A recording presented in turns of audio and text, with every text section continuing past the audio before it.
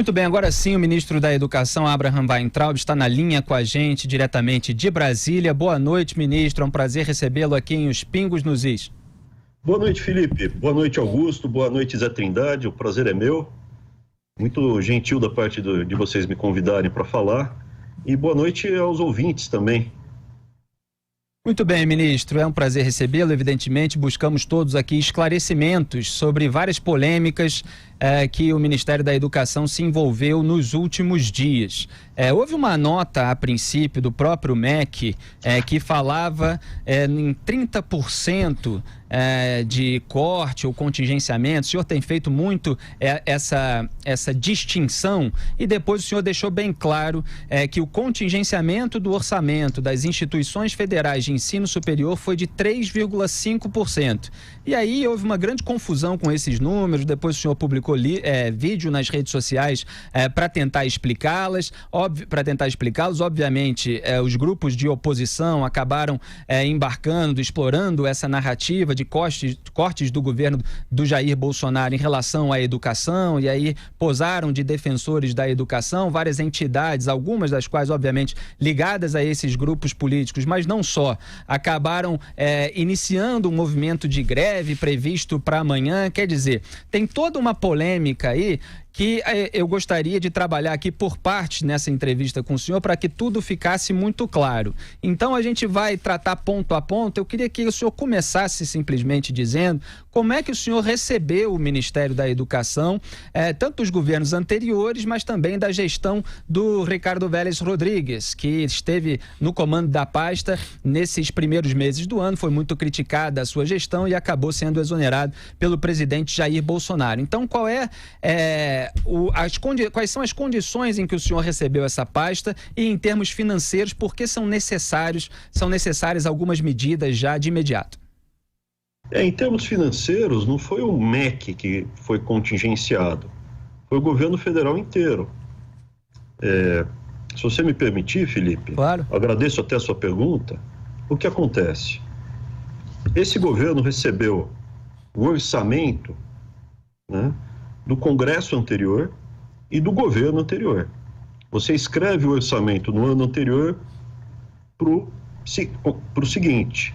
Então, no Congresso anterior, no governo Temer, a Dilma, que era vice da Dilma, foi feito um orçamento prevendo um crescimento de 2,5% do PIB, com uma previsão de arrecadação compatível com o crescimento dessa magnitude, com despesas também previstas dessa magnitude.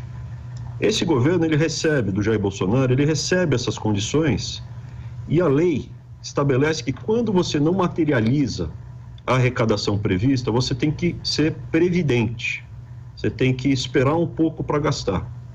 As despesas que são obrigatórias, isso é folha de pagamentos, está integralmente preservada. Despesa com bandejão, despesa com hospital, está integralmente. Hospital universitário não sofreu corte. Então, o que acontece? Nesse momento, infelizmente, não é só por grupos engajados, você vê que grande parte da mídia distorce a realidade. O MEC deixou sempre muito claro que não havia contingenciamento nas despesas obrigatórias, que são a imensa maioria. E nas discricionárias, isso é, onde você tem liberdade para gastar ou não, é que se concentram os cortes. Então, quando a gente compara uma empresa privada, uma universidade privada, e você escuta um número, olha, vai ter um corte de 30% no orçamento, você fala, vai parar tudo. E foi isso que foi feito. A gente, desde o começo, deixou muito claro que era apenas nas despesas discricionárias, que representam alguma coisa em torno de 12% no caso do MEC. Alguns ministérios sofreram cortes maiores. Alguns ministérios muito mais fortes. Aqui no MEC foi um corte de 3,5%. Desde o começo a gente deixou isso muito claro. O problema é que uma parte da mídia visivelmente está engajada no quanto pior melhor. Mesmo depois da gente ter explicado 20 vezes como é que é a conta, você vê grandes jornais, grandes televisões se recusando a falar o número. 3,5%. E outra coisa que é importante é a diferença entre contingenciar e cortar. Quando você corta do orçamento, esse dinheiro está cortado, esse ano não gasta mais. Quando você contingencia, você simplesmente fala, dá para esperar? Se a receita voltar, você pode gastar.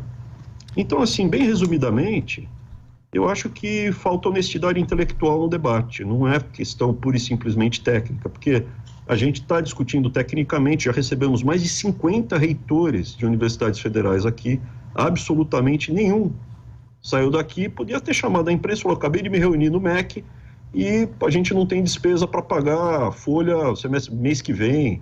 Nenhum deles falou, eu não tenho dinheiro para o bandejão, eu não tenho dinheiro. As pessoas saem daqui e falam, a partir de outubro talvez não tenha dinheiro para a segurança interna das universidades. Eu, particularmente, já liguei para algumas PMs aqui de Brasília também, e eles falaram, se não tiver dinheiro para segurança interna das universidades, a PM se dispõe a fazer o patrulhamento interno nos campi, né? Mas aí talvez algumas pessoas não queiram. Voltando, sem polemizar, é importante deixar muito claro, não existe interrupção nenhuma. A gente está falando o seguinte, uma empresa que tem um orçamento de 1.000 por mês, ela vai ter que contingenciar, vai ter que segurar um pouco a despesa por alguns meses de 35. É postergar algumas despesas que seriam troca, manutenção, etc., por alguns meses, para ver se a gente consegue reverter com a votação da nova Previdência, que isso vai gerar um estímulo muito forte na economia e isso vai gerar impacto na arrecadação. Não sei se eu fui claro, Felipe. Não, foi sim, mas só para deixar mais claro ainda, esses 30%, então, que foi um número que foi bastante explorado, ele é em cima apenas das despesas chamadas discricionárias, certo? O que, na verdade... no caso do MEC. Oi? Que é 12% no caso do MEC. Certo. E aí resulta nos 3,5%. Sobre o orçamento geral das instituições federais, é isso? Se você quiser ser preciso, é 3,4% sobre as despesas gerais. Então, o que acontece?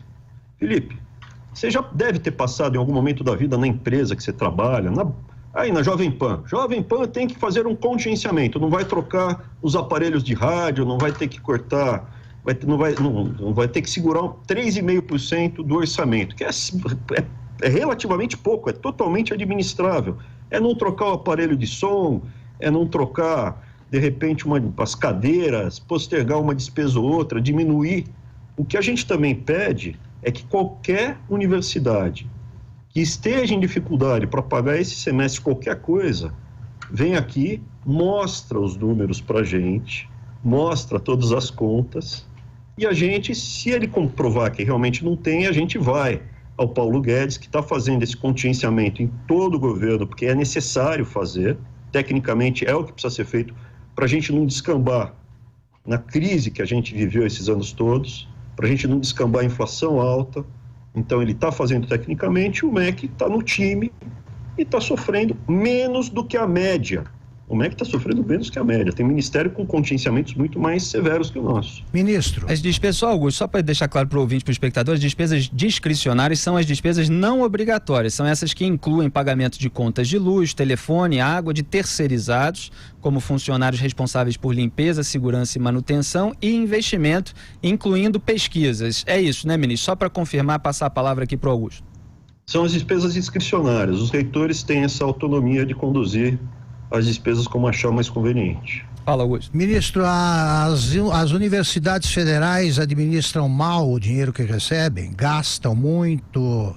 Tenho que economizar? O que o senhor acha? Eu acredito que você nunca está na perfeição, Augusto. Eu acho que 3,5% contingenciar não é cortar. Segura por 3, 4 meses, sempre tem margem. Mas o senhor acha, ministro, desculpe, as previsões sobre o desempenho da economia brasileira não são boas, por motivos que precedem, né, motivos herdados, né, por esse governo. Mas nós já estamos no 5º mês do ano. O senhor acha que esse contingenciamento não vai se transformar em corte? Augusto, olha, aí o que eu estou te falando como um economista, trabalhei muito tempo no mercado, eu fui economista-chefe mais de 10 anos, e tinha um grau de acerto bem razoável. Graças a esse grau de acerto, tinha e tenho. Graças a esse grau de acerto, posso estar aqui, porque Não foi com o meu salário de professor que eu consegui me manter minha família aqui. Mas o ponto principal é o seguinte: o que está havendo no Brasil é que a economia parou de afundar. Se você voltar 2 anos atrás, a gente estava indo para uma rota de colisão. As pessoas tinham parado de comprar geladeira, televisão, trocar de roupa. Era basicamente supermercado que, enquanto tivesse aquele governo desastroso, não faço nada. E isso se refletiu na maior recessão da história do país. A gente parou de afundar e as pessoas voltaram a consumir televisão, rádio, geladeira, roupa, mas as pessoas não estão comprando bens de maior valor, como imóveis, as empresas não estão investindo em maquinário, estão expandindo, às vezes, as horas extras, mas não estão contratando, e você não vê início de novas empresas. Por quê? Porque sem a nova Previdência, se a gente não passar a nova Previdência, o país continua em rota de colisão fiscal. A gente vai estourar. E enquanto você não tiver um cenário claro de equilíbrio fiscal de longo prazo, não tem investimento. Passou isso, o preço dos ativos brasileiros está muito barato. Está todo mundo aguardando, inclusive os brasileiros, para começar essa dinâmica. Então, eu realmente acredito que, passando no plenário da Câmara, todos os investidores, as pessoas mais antenadas, vão antecipar que vai passar também no Senado, e isso vai desencadear um movimento de recuperação da economia. Por isso que eu não sou tão pessimista assim. Eu acho que tem espaço ainda para esse ano a gente ter uma recuperação e surpreender com descontingenciamento. Mas, preventivamente, é importante a gente começar a avisar e, olha, prepara, aperta um pouco. Comparativamente, uma faculdade privada, numa situação análoga, estaria mandando gente embora.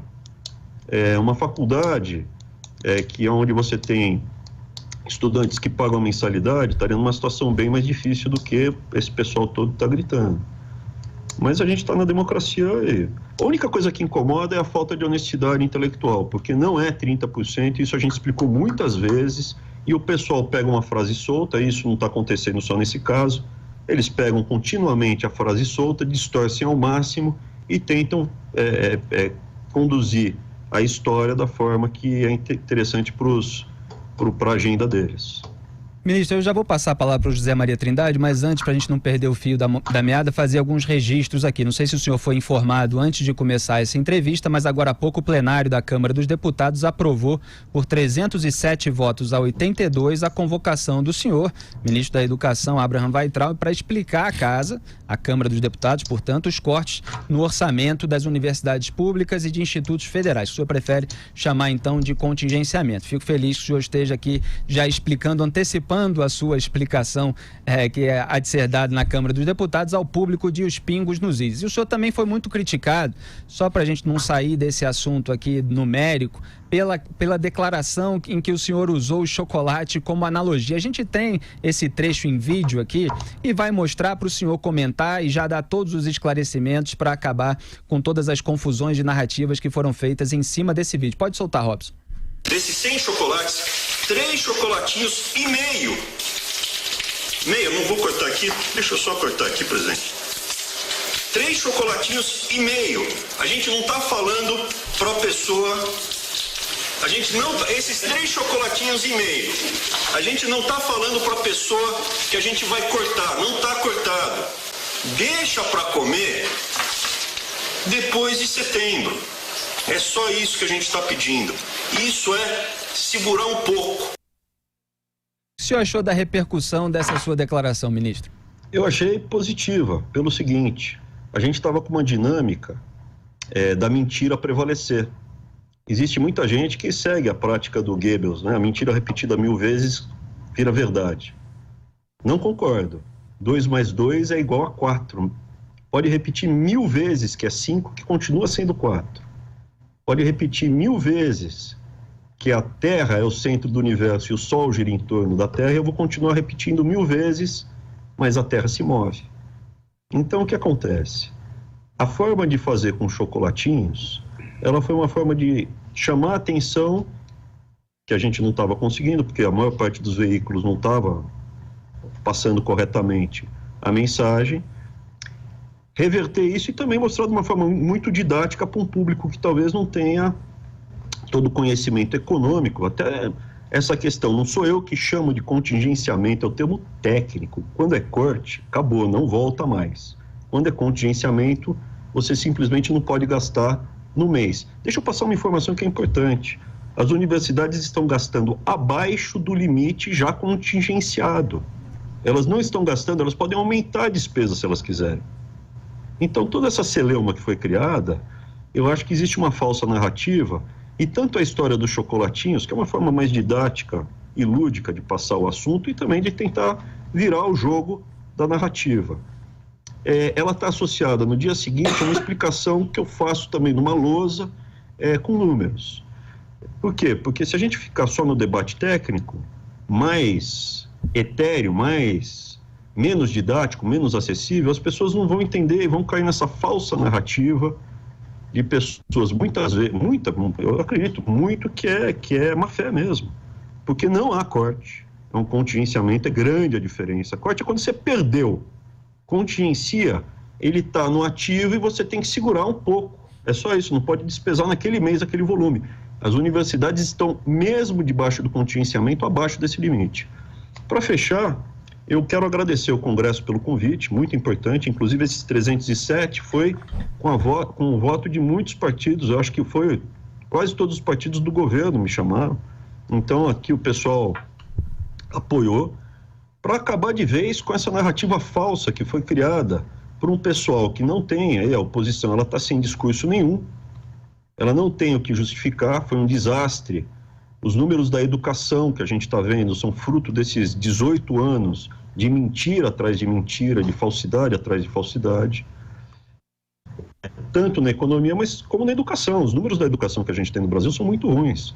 Hoje você tem 500 mil jovens brasileiros, eu vou repetir, parece loucura, 500 mil de jovens brasileiros estão com o nome sujo por causa do financiamento estudantil.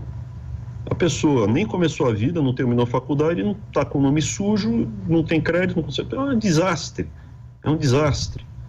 A gente tem condição de reverter isso, mas em 4 meses a gente ainda vive com... não vou falar herança maldita, porque tudo que vem de frase dessa turma eu prefiro não utilizar.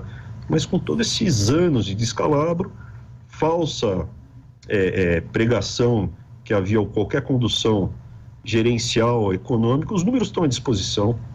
Qualquer universidade que queira mostrar os números pode mostrar no Congresso. Vamos lá no Congresso debater os números, vamos mostrar quanto eles gastam de folha, quanto ganha cada professor, vamos mostrar quanto eles estão gastando com segurança. Será que não dá para usar PM para... Por que a gente tem PM? Por que a PM não pode ter segurança dentro dos campi? Qual o problema? Mas agradeço o Congresso, eu acho que é uma ótima oportunidade para a gente já resolver essa questão e mostrar a hipocrisia e a falsidade desse debate atual. Certo. Falso debate que foi criado. Eu só falei em cortes aqui porque eu estava lendo justamente a notícia no site da Câmara dos Deputados e eles usam a palavra corte. José Maria Trindade de Brasília tem uma pergunta para o senhor. Ministro, o senhor tem razão, todos os governos anteriores fizeram sim esses contingenciamentos. No início do governo Lula foi um contingenciamento muito mais forte em todos os setores. Desconfiaram até que ele tinha trocado aquela pasta de programa de governo com José Serra e levado o programa do PSDB. Então, o contingenciamento existe mesmo em todo o governo.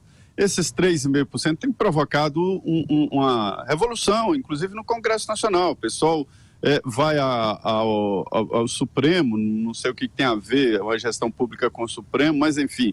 E não foi convite, né? Foi uma convocação. Só o PSL e o Novo que votaram contra esta convocação.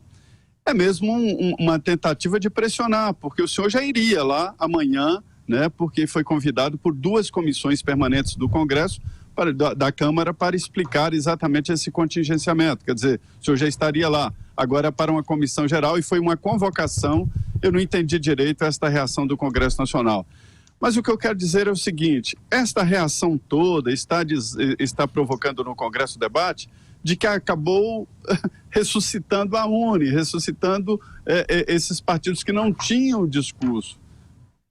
Quer dizer, é a realidade contra a utopia, né? No caso, eu concordo com tudo que você falou, José Trindade. Agradeço, escuto vocês, gosto muito do programa. Eu só vou discordar de uma única uma única palavra que você usou. Porque o que os partidos da oposição pregam não é uma utopia, é uma distopia. É o oposto, é o cenário do Mad Max. É o oposto. É o cenário do Mad Max que eles pregam. Agora, ministro, sobre essa questão da soberania universitária em relação à presença da polícia dentro dos campi de universidades públicas, o senhor acabou de citar isso. Qual é a sua posição a respeito e qual é o tipo de enfrentamento que o senhor tem nesse ponto? Olha, eu acho o seguinte, eu sou 100% a favor da autonomia universitária. Eu mesmo sou professor universitário concursado numa universidade federal, da Universidade Federal de São Paulo, a saudosa e querida Faculdade Paulista de Medicina, tradicional.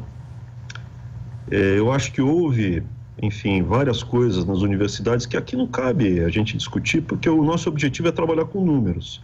E a discussão amanhã, na Câmara, vai ser muito útil, porque a gente vai mostrar os números reais. O quanto houve de investimento em cada área, o que está acontecendo com o dinheiro público do contribuinte, porque a gente vê, assim, muita pressão para que se jogue mais dinheiro na educação. Hoje a gente já está gastando 7% do PIB com educação no Brasil. Isso é bem mais do que a média da OECD, dos países ricos. Hoje o Brasil gasta mais com educação do que países ricos. Eu vou falar uma palavrinha aqui, mas não assusta. Existe a paridade do poder de compra, que é como você mede o valor de compra das coisas em moedas equivalentes. Então hoje, em dólares, pela paridade do poder de compra, que esse é o termo correto de se medir, não é constantes, o Brasil gasta mais do que a média dos países ricos com estudantes universitários. E o que acontece? A gente gasta mais do que os países ricos, a gente gasta mais do que os nossos vizinhos e a gente está entre os piores países do PISA. Quando a gente olha o resultado desse gasto, é muito ruim. Aí a discussão é, em vez da gente ver se a gente não está fazendo alguma coisa de errado, será que não tem nada de melhor para se tentar, com uma técnica, uma gestão, uma gerência, de uma forma mais eficiente, olhando os números, dando transparência, chamando para conversar? Não, tem que jogar mais dinheiro. Quanto? Mais 3% do PIB. O que significa mais 3% do PIB? Significa aumentar os impostos aí por volta de 10%. Isso é, se hoje você paga, sei lá, por ano 10 mil reais, você vai pagar 11 mil reais de imposto. Porque é isso, quando você vai sair de uma carga tributária 3% maior do PIB, né? A gente tem uma carga tributária acima de 30% do PIB. Se subir mais 3%, que é o que eles estão sugerindo, vai aumentar o imposto para vocês. Todo mundo que compra chocolate, por exemplo, paga imposto. Quem compra uma caneta, quem compra celular, moto, gasolina, vai tudo subir imposto. Enquanto que eu defendo que a gente deve olhar os números e buscar eficiência. Tem países que gastam muito mais que o Brasil, como, por exemplo, os Emirados Árabes. Amanhã, na apresentação no Congresso, a gente vai mostrar esses números. Eu tenho mostrado, só que a mídia, a grande mídia, eles não estão mostrando. Está à disposição no YouTube. Mesmo as minhas frases, que elas são pegas, distorcidas, torcidas, para fazer uma coisa até um pouco maldosa. Então, as frases na íntegra estão à disposição no YouTube. Então, assim, objetivamente falando, eu sou 100% a favor que as universidades tenham autonomia, que os departamentos tenham autonomia, porque às vezes tem um departamento que quer produzir, quer gerar riqueza, que aí fica preso numa dinâmica de política interna das universidades. Então, vamos dar liberdade para elas, para, por exemplo, buscar um patrocinador, buscar parcerias com a iniciativa privada, um pesquisador que receba apoio da iniciativa privada para desenvolver um produto, um remédio, qualquer coisa, não somente para a universidade, mas para ele na física. Quem achar a cura da dengue aqui no Brasil, eu sou a favor de ficar rico a pessoa, ou do mal de Chagas, ou de algum produto eletrônico, por que não? O cara está numa universidade federal, a universidade fica com uma parte do ganho e o pesquisador com a outra. É assim que funciona lá fora. Por que não uma grande empresa de comunicação, né? De repente uma Rede Globo poder virar patrona da Universidade Federal do Rio de Janeiro ou da Universidade Federal Fluminense, né? Adotando o campus, colocando o nome do campus. Por que que você não pode ter uma grande empresa de automóveis sendo patrona de empresas de engenharia? Isso garante mais verba para as universidades, para a pesquisa, garante também que a gente não vai ter que cobrar do estudante de graduação. Hoje, as universidades públicas que não cobram do estudante de graduação, elas são 25% do total de estudantes. 75% dos estudantes têm que pagar a universidade, mas eu sou contra cobrar de graduação. Eu sou a favor de buscar eficiência, transparência e sinergia com a iniciativa privada. A gente tem que gerar riqueza no país, não é ficar fechado numa torre de marfim e gritando para receber mais 3% do PIB em verba. Não vai dar certo. Emirados Árabes Unidos gasta 3 vezes mais no Brasil e o mesmo resultado no PISA. E aí outro crime que eu cometi, eu ousei desafiar o dogma sacrossanto que a gente não pode gastar dinheiro com creche nem com educação com a pré-escola.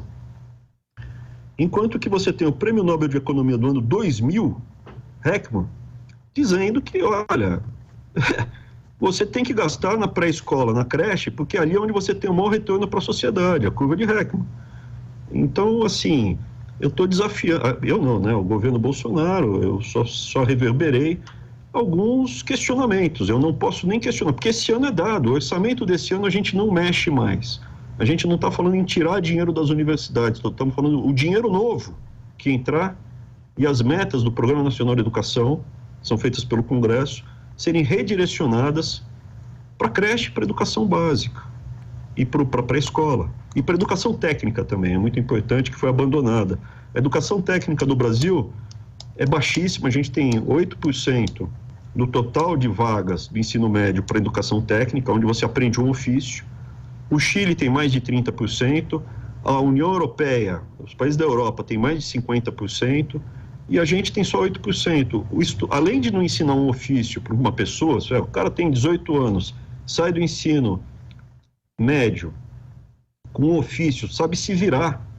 Você tem demanda, saiu agora no jornal matéria, 500 mil vagas não preenchidas para ensino tecnológico, para profissionais técnicos em tecnologia, que não conseguem ser preenchidas por falta de gente treinada para isso. Ao passo que a gente pega e gasta muito dinheiro em outras áreas que, acho, a maior parte da população preferiria ter mais emprego, mais renda, mais bem-estar no curto prazo.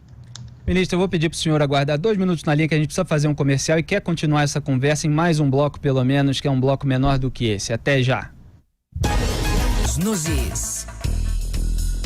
Salve, salve, estamos de volta com os Pingos nos Is. Aqui Felipe Moura Brasil com Augusto Nunes no estúdio da Jovem Pan em São Paulo, lá de Brasília José Maria Trindade e também o ministro da Educação Abraham Weintraub, que hoje nós temos o prazer de receber aqui para uma entrevista.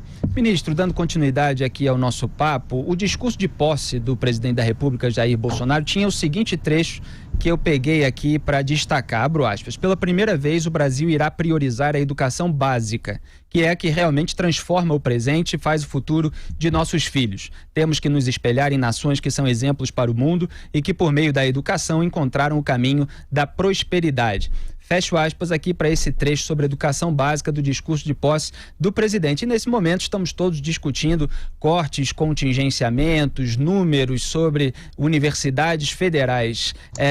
O que pode ser feito para a educação básica brasileira e por que o debate público está tão focado só em verbas? Felipe, agradeço esse ponto. Inclusive, não foi só no discurso, existe um compromisso legal que está no plano de governo isso. Tem um outro videozinho no meu Twitter, que também eu estou aprendendo a mexer nisso.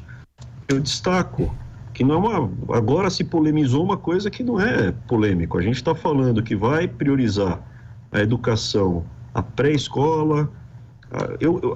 A senadora Cátia Abreu falou uma frase que eu gostei quando eu fui ao Senado, que existe a educação fundamental e existe a educação essencial, que é a creche, a pré-escola. Se você não pegar uma criancinha e já começar a estimular ela, já com 3 aninhos, ela chega ao primeiro ano do ensino fundamental em muita defasagem.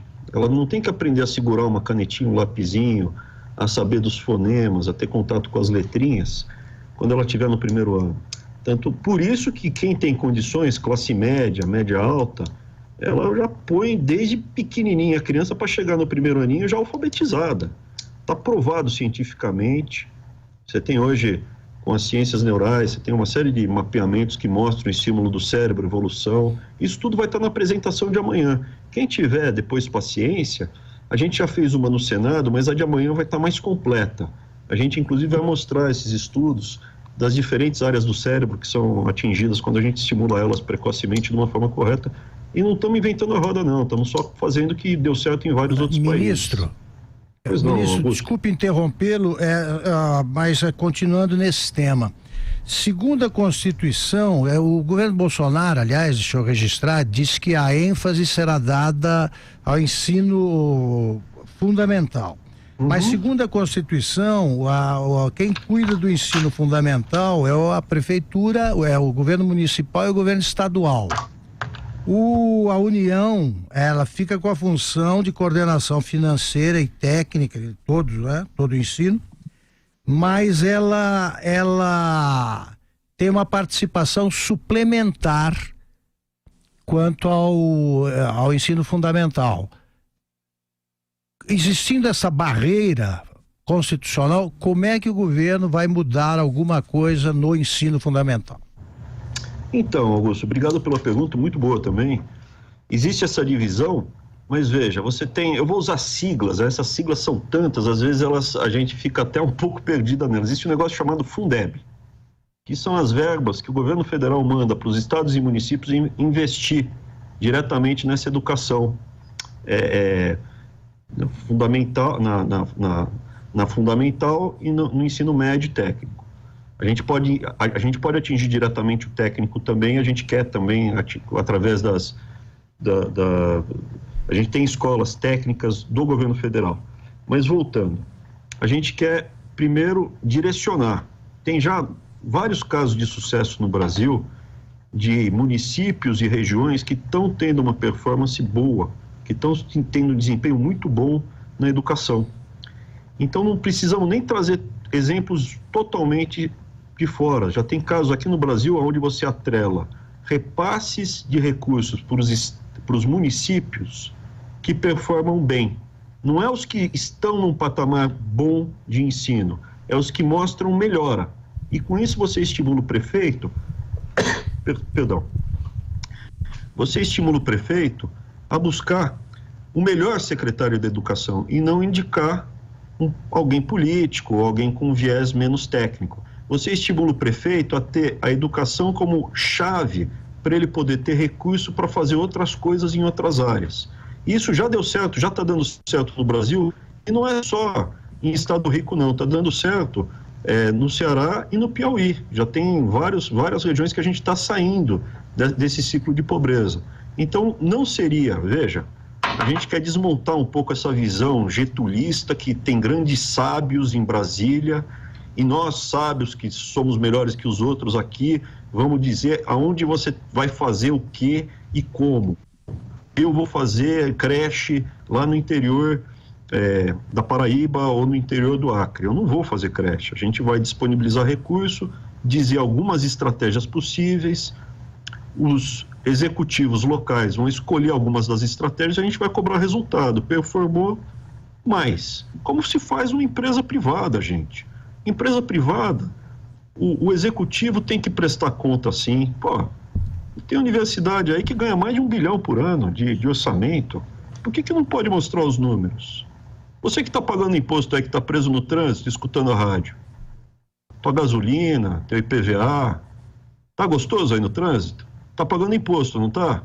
1 bilhão de reais de orçamento na faixa. Por que não pode mostrar? Traz as contas aqui, mostra. Vamos ver as contas, abre os números. Vamos ver quanto ganha. É só isso que a gente está pedindo, técnica, eficiência, gestão. Mas os reitores se recusam a mostrar, hein, ministro? Os reitores se recusam a mostrar essas contas? Não, quando vem aqui a gente pede isso, o pessoal fica manso. Eu falei, vamos mostrar aqui, está faltando dinheiro aonde? Está faltando no quê? Mostra, aonde está, porque o pessoal está gritando. Não tem dinheiro para rodar a faculdade o mês que vem, vai faltar comida para o aluno. Mostra o número. Mostra o número, gente. José Maria Trindade, sua pergunta. Pois é, ministro, eu li dados do IPEA indicando que, eu não sei se é exatamente isso, que as universidades públicas gastam 10 bilhões de reais, mas isso não inclui, evidentemente, os salários, né? A gente fala de cortes e tal, mas os salários estão sempre preservados, né? Que é mais ou menos o que se gasta no ensino fundamental, que o governo gasta. Quer dizer, há um desequilíbrio aí, e essa mudança de prioridade é fundamental. Mas o mesmo IPEA, o estudo sobre educação, mostra que o senhor fala em 7,5% de investimento, pode chegar a 10%. E nesse estudo do IPEA indica que 5% já seria um bom nível, porque esse estudo, que eu sei que o senhor teve acesso a ele, né? Indica que não é bom o investimento, mas não é o principal motor da qualidade da educação. Esses dados que o senhor citou aí do Piauí e do Ceará indicam isso, escolas que estão muito melhor do que escolas em São Paulo, daqui do Distrito Federal, onde tem um salário considerado bom para o professor, né? Ou do Rio de Janeiro, ou, por exemplo, o Rio Grande do Sul, que aconteceu nesses anos todos de gestão, desse pessoal que está chiando agora, que está aí trompeteando. Rio Grande do Sul ficou para trás, não é que ele ficou para trás em termos relativos, ele afundou numericamente. O desempenho dos alunos do ensino secundário está caindo. Ensino técnico no Brasil caiu o número, tinha 1.800.000, agora está com 1.700.000. Não é que a gente não está aumentando, está caindo o número nominal. Mas, Zé, desculpa, Zé Trindade, desculpa eu até essa intimidade demais, desculpa. Mas voltando, você comentou uma coisa muito importante. Tem países que amanhã a gente vai mostrar esse número. Tem países como Taiwan que gastam bem menos que países europeus ou Estados Unidos por aluno e tem um desempenho muito acima. Coreia gasta um pouco mais que Taiwan. Taiwan fica assim, o Uruguai gasta bem menos que o Brasil e tem desempenho melhor que o Brasil. Entendeu? O Brasil, em termos de valor nominal gasto, gasta a mesma coisa que o Chile. E o desempenho é 50 pontos abaixo do PISA. 50 pontos abaixo do PISA é a diferença da água para o vinho. E o que acontece com tudo isso? A nossa mão de obra, há mais de 20 anos, não tem ganhos de produtividade. Quando eu era criança, já tem bastante tempo, era muito comum, quando você ia a um ponto de ônibus, chegava um senhor, uma senhora mais velha do seu lado e falava: meu filho, me ajuda que eu esqueci, ou meu neto, me ajuda que eu esqueci o meu óculos em casa. Qual é o nome do ônibus que está vindo agora? Era um eufemismo para falar: me desculpa, eu sou analfabeto, e me ajuda a ler o ônibus que está vindo. Esse analfabetismo foi erradicado nos centros urbanos, praticamente não existe mais, é residual. Hoje o brasileiro consegue ler o ônibus e consegue ver o metrô, mas o analfabetismo funcional, ele ainda é epidêmico no Brasil. E o que é um analfabeto funcional? O que ele se As pessoas que leem não entendem, né, ministro? Ele não consegue ler um manual de uma máquina. Ele não consegue abrir na internet alguma coisa e ler sobre uma doença, sobre um tratamento, sobre como fazer uma cadeira, como fazer um produto. Ele não consegue ser um autodidata.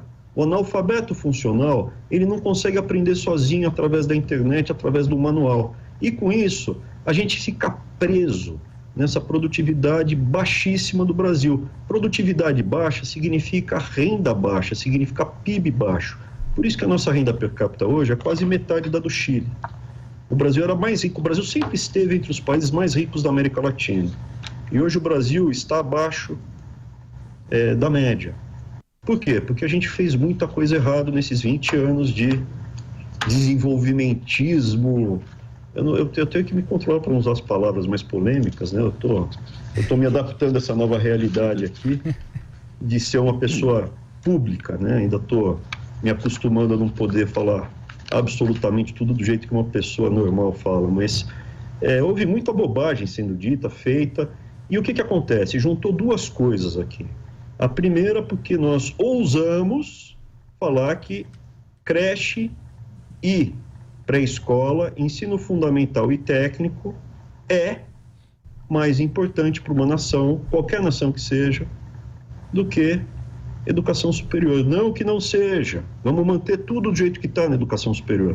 Não vai faltar recurso. Vamos dar mais liberdade para as pessoas que estiverem de fato produzindo conseguirem mais recursos. Vamos libertar as faculdades. Ministro, agora, só para concluir, desculpa. Só para concluir. Então a gente juntou duas coisas. A gente juntou essa petulância nossa de questionar os arautos da moralidade, os falsos arautos da moralidade e os falsos arautos da eficiência, que não são, os números estão à disposição, com outra coisa que é sacrossanta. Por que eles não podem mostrar os números? Mostrem os números, parem de mentir. Estamos contingenciando 3,5%. Evidentemente, nesse grupo tem muita gente com interesses de manter as estruturas do jeito que estão. Você que está preso aí no trânsito, a gente está pedindo para segurar 3,5% do orçamento até setembro, e o pessoal está chiando e trazendo um monte de gente para protestar. Ministro, o senhor considera menos relevantes as disciplinas ligadas às ciências humanas? Não, ali, Augusto, uma coisa muito importante, muito importante. Ali foi uma coisa até... A minha fala está disponível no YouTube, na live inteira. O que eu falei foi, o Japão, o Japão, ele tomou a decisão que se você quiser fazer algumas carreiras de humanas, como filosofia ou sociologia, você pode fazer com seu próprio dinheiro. O dinheiro do contribuinte vai ser mais alocado daqui para frente em faculdades como enfermagem, engenharia, medicina, etc. Daí o que aconteceu? Teve uma rede de televisão que falou só aquele trecho, cortou aquele trecho como se eu estivesse falando do Brasil. Mas isso está à disposição na internet. A beleza do mundo moderno, da tecnologia, é que você pode confirmar tudo isso que eu estou falando. Se você me pergunta, se eu fosse um agricultor do interior do Mato Grosso do Sul, do interior do Nordeste, tivesse 10 alqueires de terra, com um filhozinho que vai lá, fez todo o ensino fundamental, conseguiu passar para o técnico, entrou numa universidade federal, eu ficaria mais... Abraão Weintraub, eu preferia que meu filho fosse fazer uma faculdade de contabilidade, de enfermagem, de agronomia, naquela circunstância, pequeno proprietário com 10 alqueires de terra, do que se ele fosse fazer filosofia. Mas eu não queria me alongar nisso. Pode fazer filosofia, não tem problema nenhum. Eu estudo filosofia. Eu, Abraão Weintraub, eu estudo filosofia. Se você quiser discutir aqui a linha aristotélica de pensamento, ou quiser falar sobre Sêneca, quiser discutir se eu gosto, por que eu prefiro a linha aristotélica, a linha platonista, quiser falar sobre São Tomás de Aquino, ou Santo Agostinho, dai-me castidade, mas não ainda, quiser falar sobre Baruch Spinoza, né, que é o Bendito Spinoza, Baruch Spinoza, vai ser René Descartes. Eu tenho o maior prazer, porque eu estudo isso. Ou de Wittgenstein. Por que você estuda filosofia? Quando você já tem uma certa condição, eu diria, intelectual, financeira, econômica, você quer mais, plus ultra, mais, além. E aí a filosofia é fundamental. Agora, se você está com 17 anos, pobre, precisando ajudar em casa, com teu pai é agricultor, 10 alqueires, você vai fazer filosofia? Eu, Abraão Weintraub, se tivesse numa situação dessa, eu falar, filhão, vai fazer contabilidade, pelo amor de Deus, ajuda aqui em casa um pouco. É só isso. Mas pega o trecho no YouTube e compara com o que saiu numa grande rede de televisão que distorceu a frase, está à disposição, até por um exercício, quem tiver tempo aí, de repente agora aí preso, não faz isso no trânsito que leva multa. Quando chegar em casa, dá uma olhada no YouTube, só para ver como é que está sendo manipulada. Então a gente juntou as duas coisas, a gente ousou falar que a pré-escola e a creche é importante e ousou pedir transparência e eficiência dos números. E aí, o pessoal que estava sem discurso nenhum, juntou, distorceu, criou uma bandeira e está mobilizando o pessoal para fazer as manifestações de amanhã. Tudo bem, jogo democrático. Exatamente, queria entrar nesse tema das manifestações de amanhã, até aproveitando que o senhor citou Santo Agostinho, porque professores do colégio onde eu estudei aderiram a essa greve, só que eu peço para o senhor esperar mais 2 minutos, pode ser? A gente faz mais 2 ou 3 perguntas e encerra essa entrevista? É um prazer, estou à disposição. Estamos de volta com os Pingos nos Is, aqui Felipe Moura Brasil, com Augusto Nunes, no estúdio da Jovem Pan em São Paulo, lá em Brasília, nosso compadre José Maria Trindade e também o ministro da Educação, Abraham Weintraub, que hoje gentilmente nos atende aqui para uma entrevista. Eu falava sobre, na verdade o ministro citou Santo Agostinho e eu lembrei aqui de um manifesto com o qual eu acordei hoje, recebi evidentemente pelo WhatsApp de pessoas ligadas ao colégio onde eu estudei no Rio de Janeiro, o Colégio Santo Agostinho, um manifesto de professores que aderiram a essa manifestação marcada para amanhã. E eles falam que aderiram acatando a decisão da Assembleia do dia 4 de maio no Simpro Rio, quer dizer, um sindicato. E o que eles falam, obviamente, é um discurso político. Começa assim, compreendendo que a possibilidade de avanço da reforma da Previdência, tal qual defendida pela PEC 6/2019, representa uma ameaça não apenas a nós, enquanto trabalhadores brasileiros, mas aos nossos alunos, às famílias que compõem toda a nossa comunidade escolar e à sociedade brasileira em geral. Posicionamos-nos de forma contundente contra a aprovação deste projeto, e aí blá, blá, blá, blá, blá, blá, e depois falam, ademais, nos posicionamentos também na luta pela educação pública, que tem sido vilipendiada por diversos atos recentes, como o corte dos investimentos em bolsas de pesquisas científicas nas universidades federais, bem como os ataques de nossos governantes ao Fundeb e às ciências humanas, em especial a filosofia e a sociologia. Quer dizer, tocam aí em todas essas questões que a gente abordou na entrevista aqui com o ministro no bloco anterior e que ele fez os devidos esclarecimentos. Se falam em projeto neoliberal de educação, quer dizer, se posicionam na luta contra o que chamam de cruel projeto neoliberal de educação. Neoliberal, essa palavra usada geralmente por grupos de esquerda contra políticas de diminuição do tamanho do Estado, de redução das despesas públicas. Então, ministro, eu às vezes acho até exagerado um certo binarismo que prevalece no debate sobre educação, como se todo o problema fosse a doutrinação ideológica, que eu combato, evidentemente, há muitos anos e sei que existe. Mas existem outros problemas e os assuntos precisam ser esclarecidos porque existem dúvidas legítimas de professores decentes também e uma preocupação com os métodos. Mas como é que o senhor vê essa posição claramente política dos sindicatos e as escolas particulares tradicionais do Rio e como também aqui em São Paulo aderindo a esse movimento? Pô, eu gostei assim, ótima pergunta também. Eu tô adorando aqui, espero ser convidado mais vezes.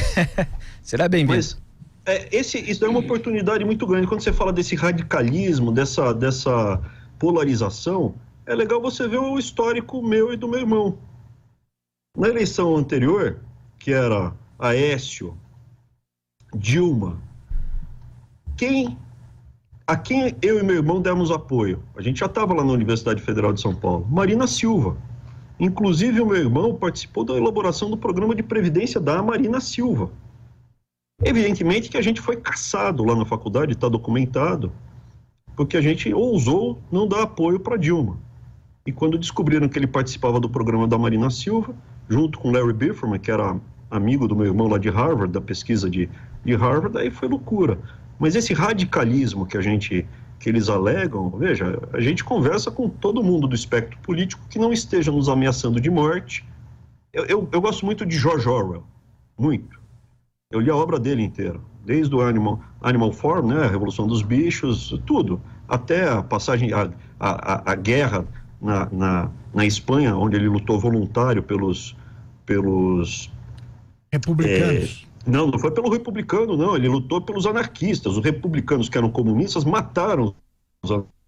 E daí ele volta para a Inglaterra e escreve todo o totalitarismo que o regime do Stalin e o regime comunista representava. Então a passagem dele na Catalunha como anarquista, lutando contra o Franco, e aí ele vê o mal que era o comunismo, que me marcou muito. Esses livros todos, quem me libertou, o livro que me libertou foi a Revolução dos Bichos. Eu comprei quando eu tinha uns 10 anos numa quermesse em São João, dinheiro de troco, e quando eu li aquele livro, aquilo me abriu os olhos. Eu me tornei um liberal, não econômico. Primeiro eu me tornei um liberal na minha essência. Quem sou eu para dizer o que você tem que fazer? Mas voltando, então o que acontece? Você vê, se você conhecer um pouco mais meu histórico, do meu irmão, a gente não tem nada de radical. E essa desconstrução mentirosa aconteceu com a Marina Silva também. Vocês lembram na campanha que mostrava a Marina Silva, a maior inimiga do povo. Ela vai roubar a comida que está no prato dos brasileiros. Aí tirava. Se a Marina ganhar, vai acabar a comida. Vocês lembram disso? Mentira pura. Sim, propaganda do João Santana. Esse pessoal, ou então quando o próprio Lula, viajando para o exterior, falando, eu minto mesmo, não tem problema nenhum em mentir. Então, assim, é uma técnica, está muito bem documentada em vários locais no mundo, não tem nada de radical, estamos abertos ao diálogo, mas seguindo George Orwell, enquanto você aceitar que 2 mais 2 é igual a 4. 2 mais 2 é igual a 4. Quanto está sendo contingenciado? 3,5%. Eu vou repetir isso quantas vezes. E a Terra gira em torno do Sol ou é o Sol que gira em torno da Terra? É a Terra que gira em torno do Sol. Quantas vezes você me perguntar, a resposta vai ser a mesma. Ministro, além dos analfabetos funcionais a que o senhor se referiu, o Brasil tem 13 milhões, mais ou menos, de analfabetos mesmo, né? Acima de 15 anos de idade. O que é que o senhor pretende fazer para reduzir esse número? Olha, é importante entender que esse número está concentrado na população mais idosa. Isso também faz parte daquele negócio, daquelas grandes mentiras. Educação gratuita de qualidade. Não existe nada gratuito, alguém paga. Isso quem fala é Milton Friedman, coisa mais básica que tem. Milton Friedman é um neoliberal. E o Bolsa Família? Foi ele que bolou. Bolsa Família é a ideia do Milton Friedman. Então vamos lá. Alguém paga. Quem paga é você que está no carro agora, voltando, você que está no ônibus, espremido, que pagou o ônibus. Tem imposto. Tem imposto, sim. Você está espremido no metrô? Tem imposto. Tudo tem imposto. Então quem paga? Você. Muito bem. O que acontece? Agora, só para esclarecer, ministro, por que foi ideia... Por que o Bolsa Família foi ideia do Milton Friedman? Porque o Milton Friedman falava que toda vez que o Estado põe a mão, ele perde em algum momento eficiência. O Estado não é o veículo. O Estado é importante, é muito importante para você atender a sociedade dos nós em áreas que o mercado não consegue atender bem. E aí é importante diferenciar o que é mercado do que é um oligopólio e monopólio. O Brasil, você teve a aliança entre pessoas que se apoderaram do Estado com pessoas que se apoderaram dos mercados através da oligopolização, monopolização de áreas importantes. Então, você pega aí, quantos produtores de cerveja tem no Brasil? Você tem um produtor aí que tem 80% do mercado. Isso na prática é um monopólio, ele tem poder de mercado. Ele consegue arrancar. Mais-valia não existe. O que tem na microeconomia é markup. Ele arranca markup, ele arranca dinheiro de quem vai consumir. Carne. Quando era, até alguns anos atrás, não tinha marca na picanha, agora tem marca na picanha porque tem 2 produtores. O pecuarista está lascado e o consumidor está lascado. Se eu for bancos, oligopolizou tudo, como ouvidos e olhos moucos do CAD, isso é, as agências antitrust permitiram, tem que saber por quê, e com dinheiro do BNDES, e com isenção tributária. Assim, a gente teve uma aliança entre esses grandes conglomerados que se apoderaram do mercado com grupos que se apoderaram do Estado. O que é mercado? Mercado é o milagre da padaria. Como é que é o milagre da padaria? O padeiro, no Brasil, em quase toda a cidade, você anda 3 quadras para cima, 3 quadras para baixo, e você encontra uma padaria que vai te oferecer um pãozinho gostoso, crocante, macio, quentinho. Você que está no metrô até ficou com vontade, né? Aquele pãozinho com manteiga, enfim, voltando. Ele vai te oferecer um pãozinho de 15 em 15 minutos. Vai sair uma fornada por um preço baixíssimo. Esse é o milagre do mercado. E o padeiro não faz isso. Ele não monta a padaria pensando na justiça social em quantos empregos ele vai criar. Ele monta a padaria pensando no lucro.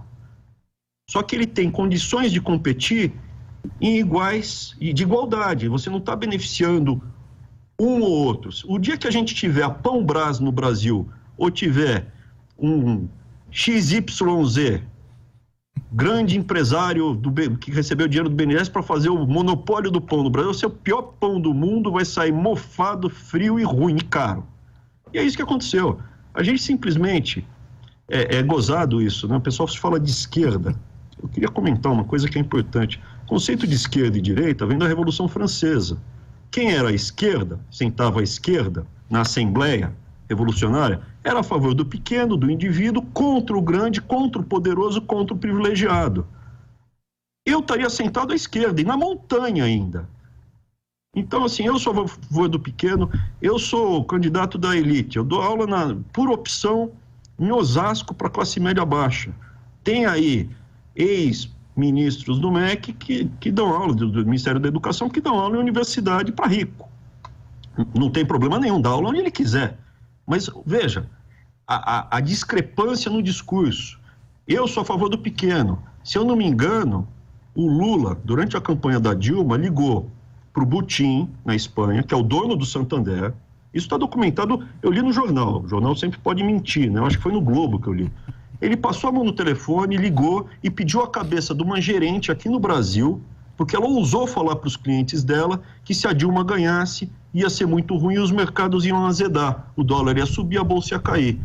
O Lula, ele tá escrito, ligou para o Butin, falou com o dono do Santander, com um banqueirão, para pedir a cabeça de uma bancária. E ainda tripudiou, ele fala, pelo menos o jornal diz que ele falou: ô Butin, paga o bônus dela para mim, porque eu entendo muito mais de Brasil do que ela.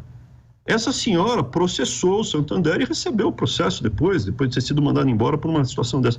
Então, assim, é total discrepância. Eu fui bancário, eu estou a favor do pequeno, eu quero investir na educação fundamental, na básica, na creche, para pobre. E aí fica o pessoal dessas escolas de grife aí, que foram doutrinados falando aí, não, fora imperialismo yankee, o neoliberalismo. Quando o pessoal fala imperialismo estadunidense, é o novilíngua, né? É o novilíngua, completo novilíngua, que também tem a ver com Wittgenstein, né? Que é o filósofo que fala, você impede a utilização de certas palavras porque isso afeta até o seu raciocínio. É o domínio da sua forma de pensar. Essa é a novilíngua. O mais curioso de tudo isso, né? Em 1984, você tinha tanto o novilíngua como tinha também o Ministério da Verdade. E aqui eles criaram a Comissão da Verdade. Parece piada pronta, né? É que o pessoal não lê, então nem sabe que é ridículo as coisas que eles fazem. Essa senhora citada pelo ministro foi a Sinara Policarpo, que esteve envolvida naquela polêmica carta enviada aos clientes de alta renda do Santander. O repórter José Maria Trindade de Brasília... o repórter José Maria Trindade tem a última pergunta aí para o ministro da Educação, depois a gente volta aqui só para fechar. Diga aí, Zé Maria. Pois é, ministro, a impressão que eu tenho, e que algumas pessoas têm, não só eu, que o senhor está realmente em guerra com o sistema, né? E o senhor é experiente em gestão, está tentando levar o Ministério da Educação assim, na base da gestão, e não é o forte do Ministério. Até onde o senhor estica essa corda, até onde o senhor vai? Não tem mais volta. Não tem mais volta. Eu não tenho como voltar mais para minha casa, não tenho como voltar mais para meus antigos trabalhos. Eu sou hoje uma pessoa marcada. O sistema me marcou. As pessoas que estão hoje criando essa imagem, me desconstruindo, são poderosas. Tem dinheiro, tem poder, tem conexão. É o CPF contra o CNPJ. É o meu CPF contra o CNPJ. E aí vocês devem estar perguntando, e por que você está disposto a fazer isso? Eu sou uma grande mistura de brasileiros com imigrantes europeus. Do lado europeu, brasileiros desde sempre. A família da minha mãe está no Brasil desde sempre. Por isso que eu sou tão moreno, inclusive. Mas os imigrantes europeus, eles perderam o país deles. E eles me contaram o que acontece quando você perde o seu país. É muito triste, é muito ruim. E o Brasil vale a pena lutar. Vale a pena brigar. Se você perguntar para um venezuelano que já saiu 10% da população da Venezuela, já saiu da Venezuela, e perguntar para ele como é a experiência, ele vai te falar que é horrível, é simplesmente abjeto, absurdo. Então eu estou nessa... Os japoneses têm uma definição, é o caminho do meio fumado. Não tem mais volta. Ministro, só para a gente encerrar mesmo de vez, qual é a sua posição sobre aluno gravar professor em sala de aula? O que tem repercutido muito em cenas em que o professor está dando alguma opinião política ou analisando algum tema por meio de um viés ideológico. Qual é a sua posição a respeito disso e a gente encerra a entrevista? Olha, eu sou um liberal. Inclusive não existe o conceito neoliberal, é um jargão. Eu sou um liberal na minha essência pura. Eu leio a Bíblia, tanto o Novo quanto o Velho Testamento, e acredito no liberalismo como filosofia, e não a economia é um desdobramento desse liberalismo. Então, alguns princípios básicos que casam tanto na Bíblia quanto no liberalismo. Eu quero tratar o outro como eu gostaria de ser tratado. E enquanto a outra pessoa não me incomodar, ela que faça o que ela quiser. Quando você começa a filmar de forma ostensiva um professor em sala de aula, evidentemente isso não contribui para o clima em sala de aula. Eu não recomendo que se faça isso. Você cria um clima de animosidade. Mas no espaço público, que é uma sala de aula pública, ou num espaço na rua, a pessoa pode me filmar, tirar foto de mim. Eu deixava os meus alunos me filmarem. Eu deixava os meus alunos gravarem as minhas aulas. Nunca tive problema nenhum. Mas eu não recomendo, não acho bom. Legalmente eles podem. Eu gostaria realmente que a gente baixasse um pouco a temperatura da discussão, que a gente tivesse honestidade intelectual para o debate, conversar com as pessoas. Eu gostaria que o Brasil conseguisse sair dessa dinâmica horrorosa de totalitarismo que a gente entrou e migrasse para o mesmo. Veja, o Chile teve governos de esquerda, não totalitários. Isso permitiu permitiu ao Chile ter uma renda per capita de $25 mil, ter crescimento, felicidade, bem-estar. As pessoas estão bem no Chile. No Brasil a gente tem 60 mil mortes por ano, a gente tem educação pífia, a gente tem 1000 problemas, não tem infraestrutura, você está aí no trânsito, ainda nem chegou em casa, tem conta para pagar, não tem perspectiva, tem receios. Então, assim, o que eu gostaria é tirar um pouco essa pressão, ter um debate intelectual honesto e não desonesto. Mas eu não nego que eu estou lutando um bom combate. A minha trilha, eu não fujo da minha trilha, essa é a minha trilha. Eu estou nela e, por alguma razão, não vou citar aqui, a Deus o que é de Deus, a César o que é de César. Então não vou falar da minha fé. Mas eu estou na minha trilha, eu não vou fugir da minha trilha. Eu não vejo caminho que não esse de enfrentar, nesse momento da minha vida, uma situação como essa. E chegou o momento. Espero que mais pessoas pensem como eu e amanhã acompanhem para ver se eu estou falando a verdade ou mentira. Eu só vou mostrar números. E isso está causando uma grande celeuma. Ministro da Educação, Abraham Weintraub, muito obrigado pela entrevista concedida aqui ao programa Os Pingos nos Is da Jovem Pan. Amanhã o senhor vai ter um dia quente, com participação no plenário da Câmara dos Deputados, para explicar essas questões orçamentárias na educação e também enfrentamento de manifestações pelo Brasil. Bom descanso, boa noite para o senhor e bom trabalho. Muito obrigado, fiquem com Deus. Até mais, tchau.